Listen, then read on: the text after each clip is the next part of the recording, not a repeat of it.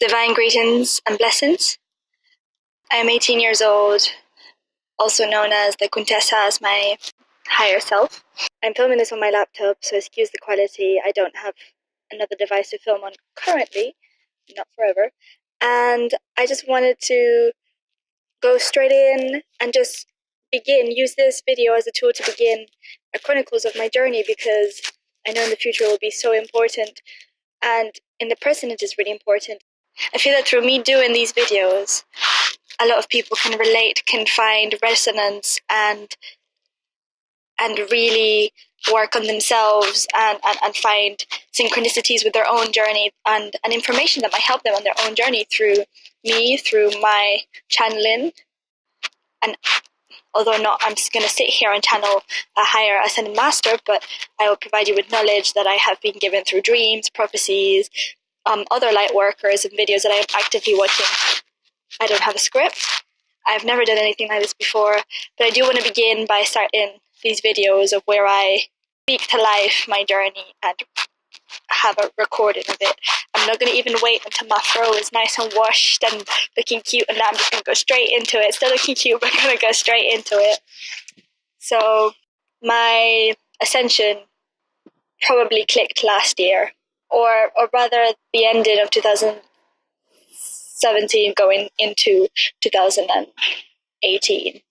And that is when I was in a relationship, not romantically, a platonic relationship, friendship with a sis who, it was a very love-based relationship. However, she was very low vibrationally, and she was matching my then very low vibrational of coming very close to experiencing the symptoms of chronic depression and chronic anxiety and self-sabotage in general, which I was living in a constant slate of cliche of there is so much better than this.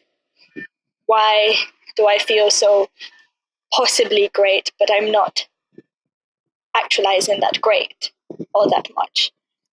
Why is my underlying feeling and overall underruling thought a negative one? I am not good enough in comparison to what is out there physically. I was 16 when I met this friend, and I believed we resonated each other back then.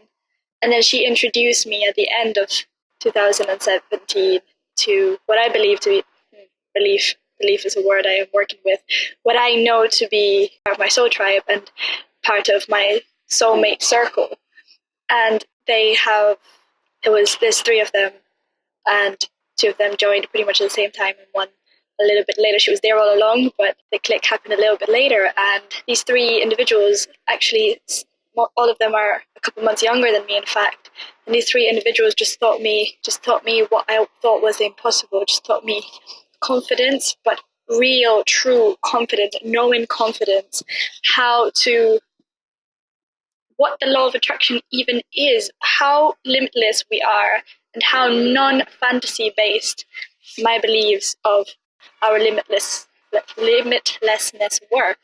So these soul tribe members that came into my life, they helped me realize through living example. They showed me what I had forgotten all along: my divinity, our people's divinity, and the true meaning of gratitude and love, living in gratitude and love and abundance. It is only a year later now, but lifetimes have passed, and I have become so many different me's in such little time that I have just continued to evolve. And as I am a number 9 in terms of different people call it different things. I am a number 9. Well, the one you do when you add your birthday together, and that presents your life path. My life path number is a 9, and I believe heavily in the spiral of life rather than the circle of life, and the spiral of energy and the ascension, the staircase per se of ascension. Where was I going with this? You can tell I'm new to this. I've watched so many videos, so many people doing it, sharing information, and it's a lot harder than it looks. Through this journey and through my ascension, there we go.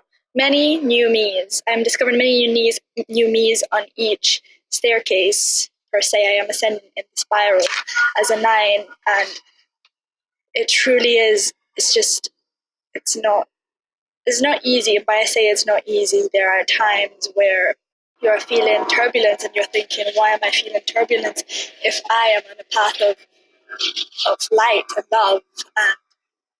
And if I understand that I can not only use the law of attraction, but I could create laws and alchemize and transmute laws, then how come I can't transmute 100% all negative energy? Well, I can, and I will. And by I mean I and I, as in I and you, we will, in this lifetime, transmute the world into healing. However, this is a process. And I have to understand that I am letting go of polarity, but to let go of polarity, I have to truly understand it first. Before, I didn't even know. I just thought good and bad, as most people do. And even then, when I did think that, I still had slightly out of the box thoughts where I would question things and try to approach things from all perspectives. But it only opened up to a vast sea as of last year, and I do know that I would like to begin to add, let's say, to the stream of light that all the light workers are streaming, both downloading online, sharing online, and reprogramming, and help add to that force with my own light and love. And though I do it with as many people as I can in real life, I would love to begin adding to the online collective, and hopefully therefore continue downloading into the actual Akashic records, which only a month ago I accessed for the first time, and I was completely amazed at how I could. It wasn't a myth. It wasn't like some abstract thing. I mean, it was, but it wasn't an abstract thing of like heaven is to me. I accessed the Akashic records and I saw all my past lives, and I didn't think I was drowning in water. Then I was a monk with a teacher, and I had an alchemist for a teacher in another life. Then I was a witch in the forest running. Then I was floating, meditating over the rocks, and I just saw all my lifetimes, and I saw mother energy, and I went up to her. I floated all the way up into the universe, into the highest point, and I met her, and I expected her to make the first move, and then no. I had to go up to her, kiss her on the cheek, and then she embraced me and she healed me. And I've had many experiences like this where through meditation I've accessed this, or through dreams I've accessed many prophecies. I do know that by doing these videos and by just expressing on a constant stream of flow, I will eventually get to a point where I have a more focused content that can truly have definite purpose. But in the meantime, I would love to reach out to as many people as are watching this or end up watching this. And excuse me. Now, the theme today was letting go of codependency. And that is something that being liked, being loved, being appreciated feels like a true reward for all the love and the healing we have put out. When the fact of the matter is, it's not really a reward. The actual action of healing and loving is the reward, and then gaining love and affection from others is a manifestation of that. But again, if you haven't taken control of your soul lessons, of your soul plan, per se, the one that you signed up for before your birth, then it is very difficult for you to manifest true, genuine love from others, and true connections that really honor you and make you feel loved, because at the end of the day, that starts with you loving yourself. And the reason why this came up is I do spoken word poetry back in London. I am currently abroad for a work opportunity, but in London I am part of the spoken word collective. I started doing spoken word as part of my ascension, and that helped teach me many lessons. When I go perform as many open mic nights as possible, as many events as possible. Sometimes I get commissioned to do shows, but I am still quite new to the scene, as I only began probably in January, and I have been abroad quite a lot. I've been abroad out of those, would that be 11 months now? I've been abroad for over 3 and soon to be 4. So I've missed out. I missed out. I have, for a reason, not been there present physically. And however, I did get a lot of experience, a lot of confidence through doing this, and a lot of connections, meeting genuine queens and kings and sorcerers and sorceresses and masters all throughout. However, the comfort of being part of the collective became something I started to depend on subconsciously. And there was someone who I thought was a crush that turned out to be was in love with someone who was very close to me. And all of this created a feeling where I wanted to constantly be acknowledged, not in terms of, oh my God, Sky, you're amazing. But also in that way, I also wanted the acknowledgement. And this was to make up for many years where I never had anyone whom I felt I could resonate with completely. I always felt I was vibing to others rather than us meeting at the exact proper center point, as I did with all these spiritual masters who were spoken word artists of all different ages. I'm talking about from like 15 all the way up to 40 and above and below. My sister is spoken word artist. She's 9. She's amazing, and I learned so much from her. But I became very dependent on this beautiful connection, because to overcompensate for never really feeling like I had a connection where people who I completely was a collective was part of a collective for a higher good, and who I could talk about everything, including world peace, without being not laughed at, but not taken seriously either. I felt validated. And validation is something I use because I have a friend who we call Vala. And validation, I felt validated, and this is not a good or bad thing. However, the dependency on it was. So then the universe started intervening. I went away for 1 month for an opportunity. It was a blessing. I met myself and I developed, and then I returned for 1 month, and then I got another opportunity right after, because that collective is not where I was supposed to be at that time.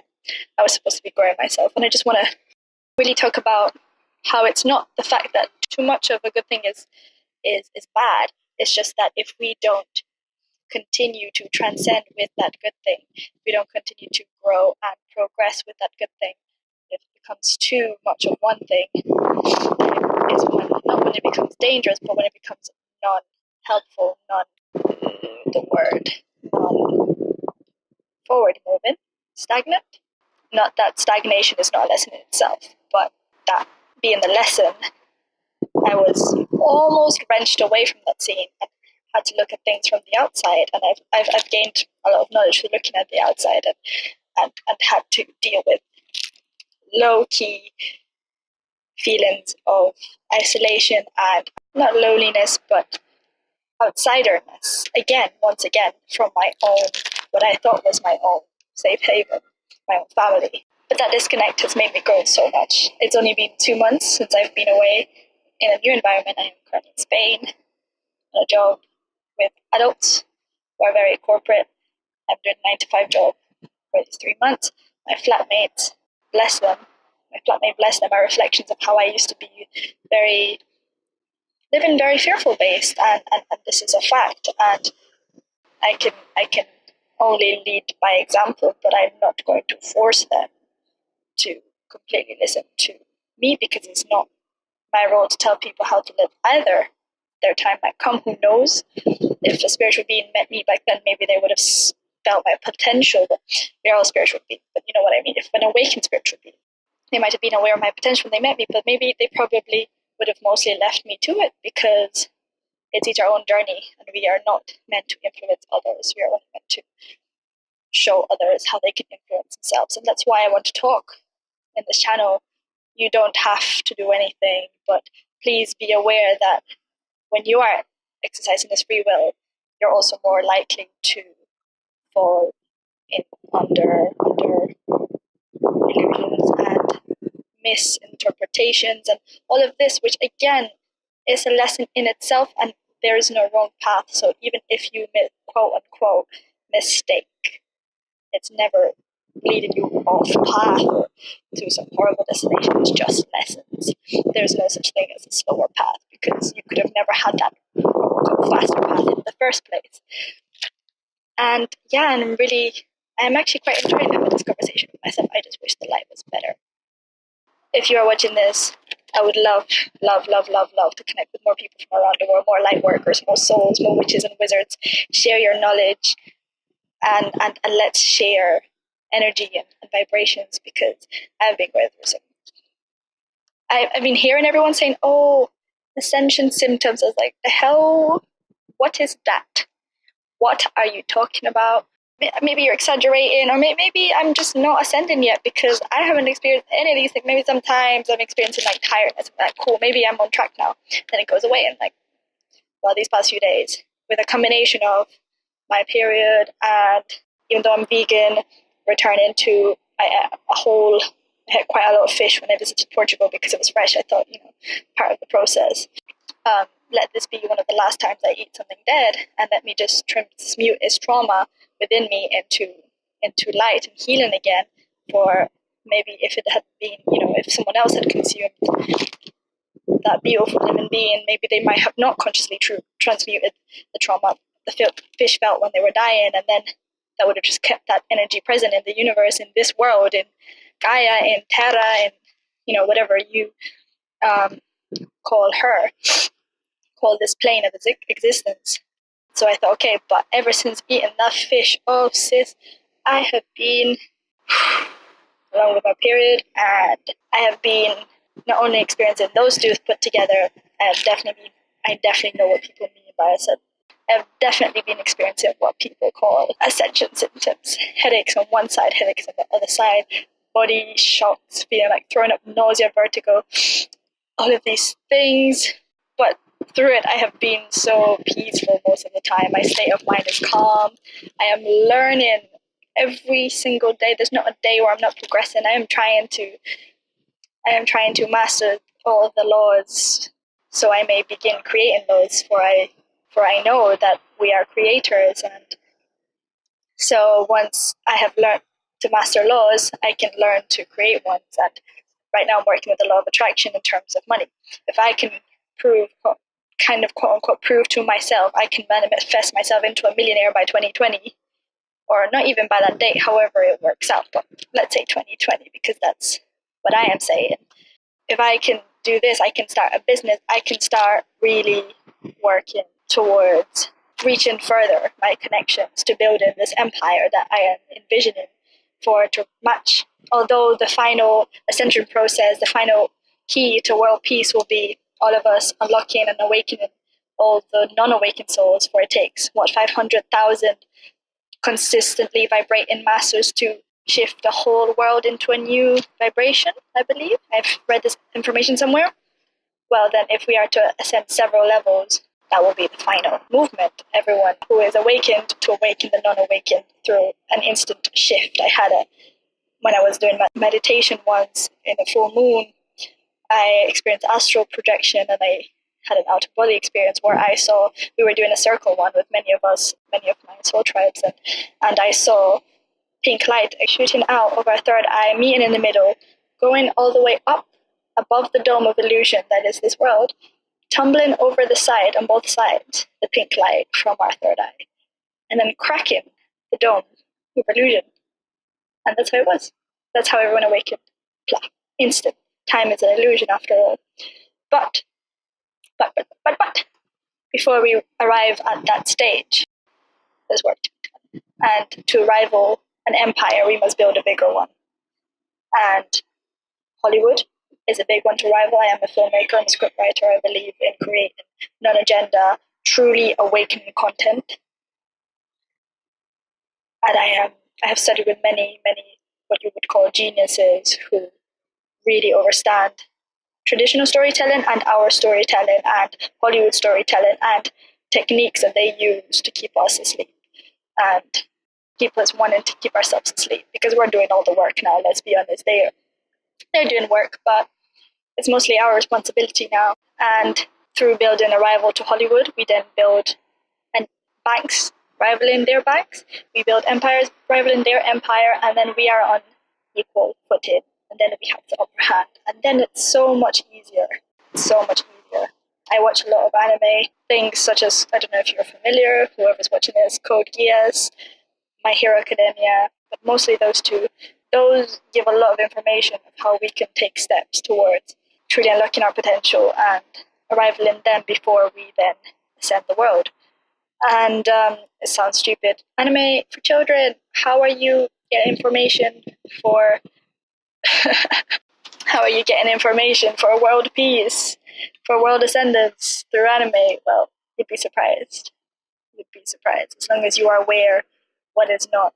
You're aware what is part of the agenda that you are seeing and what is actual truth. There is truth in everything. So if you take truths from every little thing, you will have such a wide perspective. As someone who comes from a multicultural background, I have learned that taking a little bit from everything is what gives you the widest perspective. And I truly believe it's those who have the widest perspectives who are able to make the most forward movement and the most change. Not that others cannot make the most change either. I am just saying that educating yourself in all perspectives is very useful, and media is such a huge part of programming, and this is why I'm dedicating myself to being a storyteller and a movie maker and a script writer, and eventually holding my own filmmaking enterprise to rival Hollywood's. Agenda free, where we incorporate subliminal binaural beats and awakening tunes and unprogramming wavelengths and imagery hidden in our movies, in our entertainment, just as they do. Have you seen Get Out? I felt brainwashed for days after I had to do some cleaning. You cannot tell me they would release that information without there being a catch to it. There was a catch to it. There was subliminal programming to us, the audience, in that. And I had to wash myself from that. Whew. I got chills. I got chills watching that film, and I watched it before going to bed, so it stuck with me for longer. And you have to be careful, but also trust you are guided. And carefulness, not meaning living in constant subconscious fear. That is something I work with. I'm working with right now, because there are a lot of times where everyone, particularly elders, tell us we are young, so we tend to make many, many more mistakes if we are careless, especially from a Caribbean family perspective. My Caribbean family, it's all about, youth, foolishness, and although the elders do have this infinite wisdom, bless them, we can learn so much from them. Careful does not mean fearful. And in fact, if you are powerful enough to have reached your ability of only maneuvering yourself in light and guidance, anything quote unquote bad that can happen to you can never truly affect you. It can never leave an unchangeable, untransmutable scar. That is what I know. And I was going to say believe, and I'm still catching myself with believe, because believe, be live, be lie, believe in a lie. That is the spelling, believe. It is a lie. Belief is believing in religion, believing in illusions, believing in things that are not factual. Factual as in knowing, as in from source. Everything I know, and comes from source, so therefore it is part of the one truth. There are many different perspectives, many different approaches to truth. Nothing is wrong. Only illusions are false truths, and then they are source truths, which is the original truth. If I have misworded anything, this is my first time going off the bat, improvise and talking about this to a lens, a bit unsettling. I try looking at myself as I'm having a conversation with myself rather than looking at the camera lens on my laptop, because who knows who is watching me. I don't think I'm important enough yet for them to be watching me, but you never know. May I be blessed and protected and guided, and I ask that you offer your guidance to me and I offer my guidance to you in this exact moment. I am sending you guidance, blessings, and protection, should I say? And again, this confidence is I am only growing more beautiful outwards because I'm growing more beautiful inwards, and it feels good and it looks good too. Anything I'm being thrown at is possible now. It's possible, and I know all of this that I know is possible. And all of this that we know is also possible too. Never, ever, ever lose faith or knowing. Knowing above faith and belief. Knowing and trust. All right, I'm going to end this here. Thank you. Meloine, as I would say. Meloine for watching this, for listening to me, accepting my love and light. Divine guidance to you all. And please, please, if you feel so inspired to, comment below, message me. I don't know if there's a DM message. I think there is a DM message option on YouTube. Please, any questions, anything, any guidance you might need. I have a number, a guided number, numerology book per se. So if you need any guidance, message me any number, and I will send you what I have in my notebook. It might be of assistance. You never know. You never know what can happen. So please, once you have that thought, grasp it. Do not hesitate. Do not double take. Please act on that first intuition, for that is truth. That is true knowing. And I love you all very, very much. Good night.